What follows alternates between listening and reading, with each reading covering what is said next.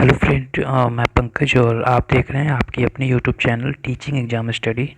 दोस्तों, आज की इस वीडियो में हम बात करेंगे राष्ट्रीय शिक्षा नीति यानी एनईपी 2020 और राष्ट्रीय पाठ्यचर्या की रूपरेखा एनसीईआरटी 2005 के बारे में। और ये काफ़ी इम्पोर्टेंट टॉपिक हैं और सीटेट की परीक्षा और किसी भी राज्य की आने वाली प्रतियोगिता परीक्षा जिसमें कि टीचिंग एग्जाम के एग्जामिनेशन में आपको इस टॉपिक से प्रश्न जरूर पूछे जाते हैं। तो वीडियो को आप पूरा देखें और वीडियो के लास्ट में हम कुछ इंपॉर्टेंट वन लाइनर क्वेश्चन लेंगे जो कि आपके एग्जाम के लिए काफ़ी इंपॉर्टेंट साबित होगी। तो आइए स्टार्ट करते हैं राष्ट्रीय शिक्षा नीति के बारे में। सबसे पहले इसकी परिभाषा को हम देखते हैं कि राष्ट्रीय शिक्षा नीति जो है भारत की जो शिक्षा व्यवस्था का एक बेहतर बनाने की नीति होती है और जिसका जो लागू हुआ था वो 29 जुलाई 2020 को स्वीकृत की गई थी और शिक्षा मंत्रालय के द्वारा ये लागू की गई थी। राष्ट्रीय शिक्षा नीति में 5+3+3+4 की संरचना के तहत जो है वो व्यवस्था की गई थी। आइए इसे विस्तार से देखते हैं। पहला चरण जो था इसकी आयु 3 से 8 वर्ष की थी और इसमें प्री स्कूल से कक्षा 2 तक की कक्षा थी और ये आधारभूत यानी कि फाउंडेशन स्टेज से कही जाती है।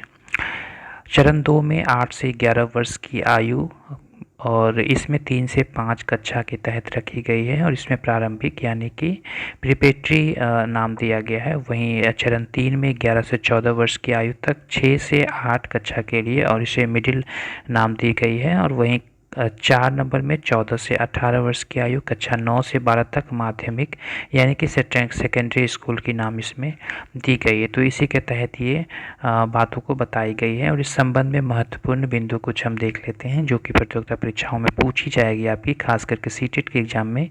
मातृभाषा में शिक्षा पर इसमें जोर देने पर बल दिया गया है। राष्ट्रीय शिक्षा नीति 2020 के तहत कक्षा 6 से जो है वो व्यावसायिक शिक्षा के बारे में बताई गई है। रटने के बजाय समझ पर आधारित शिक्षा की ओर जो है वो गौर की गई है। इसमें बहुभाषिता को बढ़ावा देना और बोर्ड परीक्षा में सुधार के संबंध में और कौशल आधारित शिक्षा के बारे में इसमें डिस्कस की गई है। और शिक्षा का अधिकार अधिनियम आरटी 2005 के बारे में हम 2009 के बारे में हम बात करते हैं, राइट टू एजुकेशन एक्ट 2009 के तहत। और शिक्षक भर्ती परीक्षाओं में इससे भी प्रश्न भर भर के पूछे जाते हैं। तो सबसे पहले हम परिभाषा की ओर गौर करते हैं कि 6 से 14 वर्ष के सभी बच्चों को निःशुल्क एवं अनिवार्य शिक्षा का अधिकार इसके तहत रखी गई है। और इसमें जो है ये व्यवस्था अनुच्छेद 21 के ए के तहत की गई है, जिसकी लागू जो हुई थी वो 1 अप्रैल 2010 को जो है वो शिक्षा का अधिकार अधिनियम यानी आरटी एक्ट 2009 जो है वो लागू किया गया था। अब इस संबंध में कुछ विशेष प्रावधान देख लेते हैं। मुख्य प्रावधान है जिसमें 6 से 14 वर्ष तक के आयु तक के बच्चों को मुफ्त स्कूली शिक्षा दी जानी चाहिए। किसी बच्चे को फेल नहीं किया जाएगा। प्रारंभिक व्यवस्था के तहत शारीरिक दंड किसी भी बच्चों को नहीं दी जाएगी। निजी विद्यालयों में 25% के आरक्षण की सुविधा की जाएगी एवं सभी बच्चों के लिए समान अवसर जो है वो प्रोवाइड की जाएगी। इसके तहत मूल ये प्रावधान थे। आइए इस संबंध में भारतीय संविधान की शिक्षा के संबंध में कुछ इंपॉर्टेंट आर्टिकल को हम देख लेते हैं जो कि रिपीटेड टाइम सीटेट की एग्जाम और अन्य भर्ती परीक्षाओं में पूछी जाती है। अनुच्छेद 21 ए के तहत 6 से 14 वर्ष तक के आयु के बच्चों को शिक्षा का मौलिक अधिकार प्रदान की जानी चाहिए। अनुच्छेद 45 के तहत बच्चों के लिए प्रारंभिक शिक्षा का प्रावधान जो है वो दी जानी चाहिए। अनुच्छेद 46 के तहत अनुसूचित जाति और अनुसूचित जनजाति की शैक्षणिक हितों की रक्षा करने का प्रावधान दी गई है। अनुच्छेद 51 के क के तहत ये व्यवस्था की गई है कि माता पिता का कर्तव्य है कि वो 6 से 14 वर्ष तक के बच्चों को शिक्षा दिलाएं। आइए अब हम नेक्स्ट टॉपिक इसी में बात करते हैं, राष्ट्रीय पाठ्यचर्या की रूपरेखा। और ये भी प्रश्न जो हैं वो सीटेट के एग्जाम में से प्रश्न मल्टीपल टाइम पूछी जाती है। तो सबसे पहले बात करते हैं एनसीएफ यानी नेशनल करिकुलम फ्रेमवर्क 2005 के अकॉर्डिंग इसकी जो अध्यक्षता हुई थी वो प्रोफेसर यशपाल इसके अध्यक्ष थे। और इसमें प्रमुख बिंदु के बारे में बताई गई थी कि ये जो है वो बाल केंद्रित शिक्षा होनी चाहिए और इसमें गतिविधि आधारित शिक्षण होनी चाहिए, यानी कि शिक्षा का जो जो मूल बिंदु होनी चाहिए वो बच्चे होने चाहिए और उसमें गतिविधि के आधार पर जो है वो शिक्षा दी जानी चाहिए बच्चों को। सीखना बिना बोझ की शिक्षा होनी चाहिए और इसमें रचनात्मक का विकास होनी चाहिए और अनुभव आधारित अधिगम पर जो है वो विशेष बल जो है वो शिक्षण व्यवस्था में दी जानी चाहिए। शिक्षा आयोग एवं समितियों के बारे में जो डिस्कस करते हैं जिससे कि रिपीटेड टाइम एग्जाम में प्रश्न पूछी जाती है। सबसे पहले हम बात करते हैं 1 नंबर विश्वविद्यालय शिक्षा आयोग, जिसकी स्थापना 1948 से 49 के बीच हुई थी। इसके अध्यक्ष जो थे वो डॉक्टर सर्वपल्ली राधाकृष्णन और इसका मुख्य उद्देश्य था विश्वविद्यालय शिक्षा में सुधार पर मुख्य जोर इसकी दी गई थी। आगे हम बात करते हैं माध्यमिक शिक्षा आयोग, जिसकी स्थापना 1952 से 53 के तहत की गई थी। इसके अध्यक्ष डॉक्टर ए लक्ष्मण स्वामी मुदालियर थे और इसका उद्देश्य था कि माध्यमिक शिक्षा में सुधार किया जाना चाहिए। आगे बात करते हैं शिक्षा आयोग यानी कोठारी आयोग के संबंध में, जिसकी स्थापना 1964 से 1966 के बीच हुई, जिसके अध्यक्ष DS कोठारी माने जाते हैं और इनमें महत्वपूर्ण सिफारिश दी गई थी।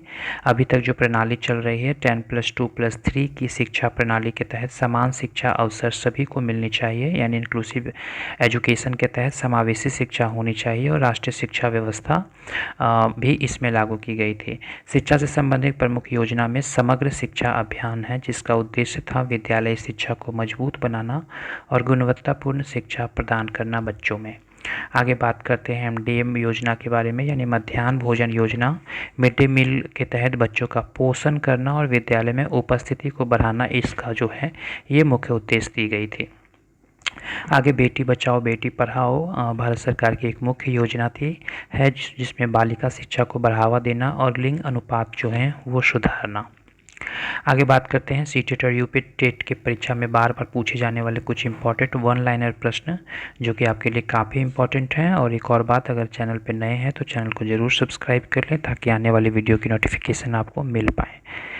प्रश्न है कि राइट टू एजुकेशन एक्ट यानी RT अधिनियम कब लागू हुआ था? तो 1 अप्रैल 2010 को यह लागू हुआ था। आप इसे रिकॉल करेंगे, यानी RT अधिनियम कब लागू हुआ था? 1 अप्रैल 2010 को लागू हुआ था। RT जो है यानी राइट टू एजुकेशन एक्ट जो है वो किस आयु के बच्चों के लिए आवश्यक है? तो ये 6 से 14 वर्ष तक के बालक के लिए आवश्यक है। शिक्षा का अधिकार किस अनुच्छेद में आती है? रिपीटेड टाइम एग्जाम में पूछी जाती है, आप इसे रिकॉल कर लें। अनुच्छेद 21A के तहत शिक्षा का अधिकार जो आती है। NEP 2020 की नई संरचना में 5+3+3+4 की व्यवस्था की गई है। कोठारी आयोग गठित हुई थी सन 1964 ईस्वी में और NCF 2005 के अध्यक्ष कौन थे? तो प्रोफेसर यशपाल थे। और 10+2+3 प्रणाली किस आयोग की देन है? तो कोठारी आयोग की देन है। निजी विद्यालय में आर्थिक रूप से कमजोर वर्ग के लिए कितने प्रतिशत का आरक्षण की व्यवस्था की गई? 25% की। तो ये कुछ इंपॉर्टेंट प्रश्न हैं जो कि आने वाली CTET की एग्ज़ाम जो कि सितंबर में होने वाली है और किसी भी राज्य की TET एग्ज़ाम में जिसमें पेडागोजी से प्रश्न पूछे जाते हैं। ये 2 टॉपिक जो हैं राष्ट्रीय शिक्षा नीति 2020 और राष्ट्रीय पाठ्यचर्चा की रूपरेखा यानी नेशनल करिकुलम फ्रेमवर्क 2005 के संबंध में रिपीटेड टाइम मल्टीपल टाइम प्रश्न पूछी जाती है। वीडियो अच्छी लगी होगी तो कमेंट बॉक्स में अपनी राय जरूर मेंशन करें। नए हैं चैनल पर तो सब्सक्राइब कर लें। वीडियो देखने के लिए धन्यवाद।